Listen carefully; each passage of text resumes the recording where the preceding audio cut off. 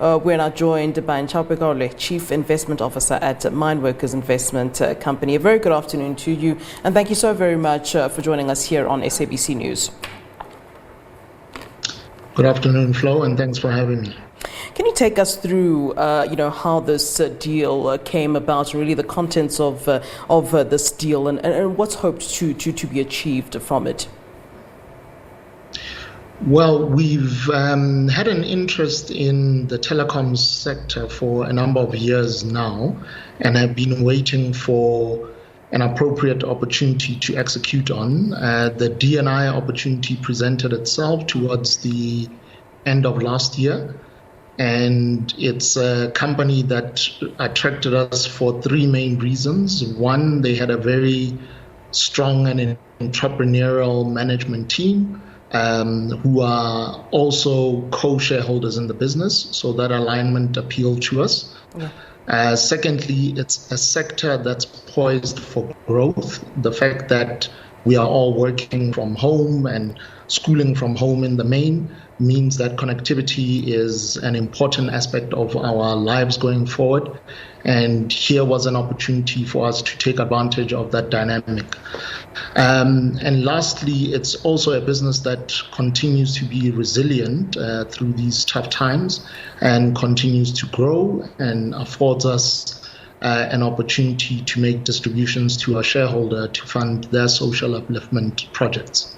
You know, we're at a time when people are quite wary to make big business deals and, kind of staying away from making any sort of big commitments at this time. Why consider this deal, it's worth millions at a time of such uncertainty when we really don't know what the future has in store for us at this time of, this global pandemic? Did you feel it was, appropriate and safe time to do that? I hear you saying, moving into the space where, people are really sort of, using telecommunication more and so forth. But were you confident that indeed this is the time to go into this?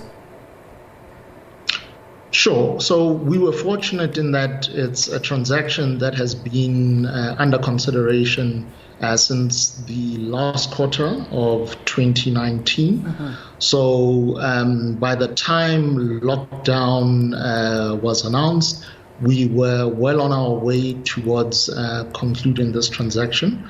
So it was fortuitous that we came across D&I as a possible partner when we did, because it did allow us to take advantage of changing dynamics. But one thing to bear in mind is that we are financial investors at the end of the day, and are always on the lookout for opportunities to make a return on our capital. Yeah. So in as much as these are difficult trading conditions, and trust me, we do take time considering what would work and what wouldn't work for a company such as ours. Yeah.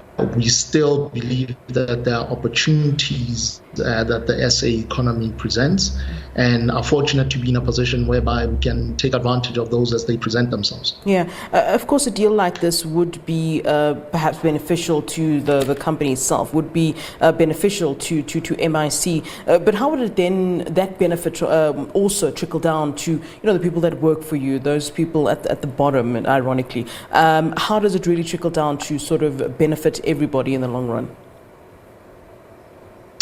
So D&I has quite an interesting technology platform, which attracted us as well to the business. It's a technology platform that's plugged into the gig economy, as it's come to be known. It's a micro-jobbing site called Money for Jam. And this does speak to intervention at a grassroots level, where the everyday man and woman on the street is offered an opportunity to make a living, make a return through the use of a mobile technology. So that, we believe, is a platform that is poised to grow. It does speak to a growing theme in the form of this gig economy, and in addition to plugging into mobile telephony and the opportunities that presents, we are proud that we are partnered with a business that answers to emerging technologies as well. All right, and I hate to be forward here, but any more acquisitions really on the cards for MIC? Well, I wouldn't want to give anything away that might result in our competitors pipping us to the post. Yeah. But safe to say that you should continue to watch the space. Like I said, we're fortunate to have entered this time in our economy and in the history of our country in a strong financial position. And we will be on the lookout for many such opportunities. But I do think it's important to equally stress that given that these are challenging times, not only will we be looking at new opportunities, but we will be looking to continue to support our existing investee companies through this difficult cycle that we find ourselves operating in. All right, Nchaupe, a great pleasure speaking to you. Thank you for giving us your time here on SABC News, and all the best.